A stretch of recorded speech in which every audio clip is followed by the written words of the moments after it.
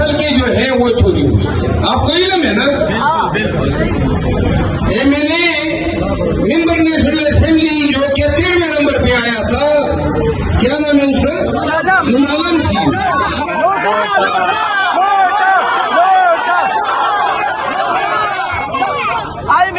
Number पे आया हुआ असेंबली में हमारे साथ बैठा होता है और बात सुनाओ, पश्तून के लिए किसी की चीज चोरी करके फिर उस पे तमतराक से घूमना कभी जेब नहीं देता है। हम कभी ये काम न करते, चोरी शुद्ध मैंडेट से आके फिर गर्दन लंबी करके मैं कभी नेशनल असेंबली में न फिरता। ये पेशावर वाहिद शहर है जहां पे वो डीसी का क्या नाम था जिसने ये सारा फ्रॉड किया, आफाक वजीर साहब। जल्द टाइम आएगा कि सलाखों के पीछे आप खड़े हो। वो कहते हैं ना, कानून और इंसाफ की लाठी पड़ती जरूर है, देर से आएगी पड़ेगी तुम्हारे ऊपर जरूर। और हर उस हाकिम, थानेदार और पुलिस अफसर और ब्यूरोक्रेट पे पड़ेगी जिसने पाकिस्तान भर में अवाम के हकूक को पामाल किया, जो इन्होंने कानून हाथ में लिया, जिन्होंने पाकिस्तानियों के हकूक को मसला, उनकी आजादी में कदम लगाई। आखिरी बात, पाकिस्तान में नवाज शरीफ की सियासत और उसका सियासी मकाम और ओन चौधरी का सियासी मकाम एक जैसा हो गया। ओन चौधरी भी मैंडेट चोरी का फायदा उठा के वन में हमारे सामने बैठा होता है और मियां साहब भी बांगलों की तरह आ जाते हैं और घूमते हैं मेंबर नेशनल असेंबली। क्या फर्क हुआ? कोई फर्क हुआ मोहन चौधरी और नवाज शरीफ में? 17 वोटों से नून बैठी है, इक़्तिदार कर रही है।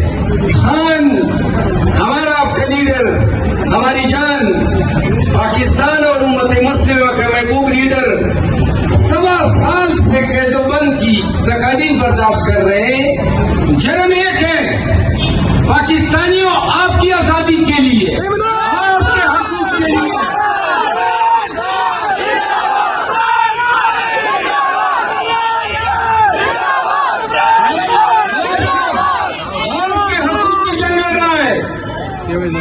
कहीं पे जाके लंदन की ठंडी ठार हवाओं में ये भी लुत्फ अंदोज हो सकता था जिस तरह मियां साहब भागे थे।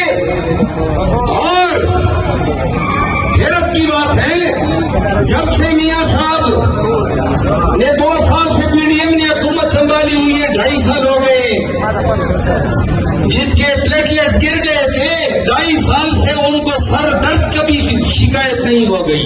बीमारियां मियां साहब जी, वज़ीर आला पंजाब के बारे में 2 लफ्ज़ बोले। सुने,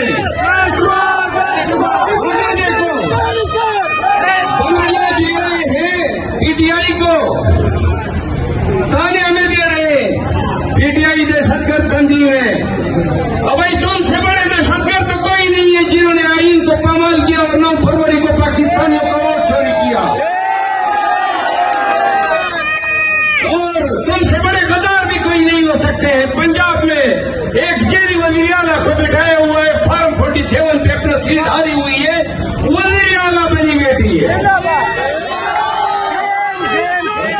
ना, सुभान तेरी कुदरत। तो खुदा की कुदरत है कि मरियम बीवी जो है मंसूबे मंजूर कर रही है 10 करोड़ रुपए। मोहतरमा अपनी जेब से दे डालती तो कोई बात होती, पाकिस्तानियों के हक पैदा कर डाला है आपने। 10 करोड़ रुपए जो है मैं नेताबाज जो हमारा हीरो है उसको दे रही हूँ। ऐसा ही जुल्म करते हैं ये कौमी खजाने के साथ। मरियम के पापा, मरियम के पापा, मरियम के पापा। आखिरी बात, पश्तूना सुन लो, मेरे मामलात पार्टी पाकिस्तानी के साथ सुलझते जा रहे हैं और खान साहब से मेरी इंशाल्लाह कल मुलाकात है। खान को कहूंगा, खान को आपकी मोहब्बतों का पैगाम भी दूंगा और बताऊंगा कि खान साहब आपकी आजादी और पाकिस्तानियों की मुस्तकबिल की जंग के लिए सबसे पहला काफिला पश्तूनों का होगा।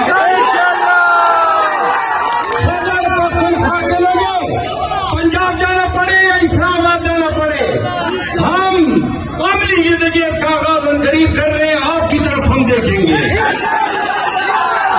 तारीख लिखी जाएगी और उस तारीख में ये लिखा जाएगा कि 2024 में जब पाकिस्तान को जरूरत पड़ी तो कई उस पख्तूनों ने आलम आजादी, आलम कानून की हुक्मरानी बुलंद करते हुए पंजाब में, इस्लामाबाद में और पाकिस्तान में गैर कानूनी हुकूमत को तख्त ताज कर दिया। खान साहब आपकी आजादी और पाकिस्तानियों की मुस्तकबिल की जंग के लिए सबसे पहला काफिला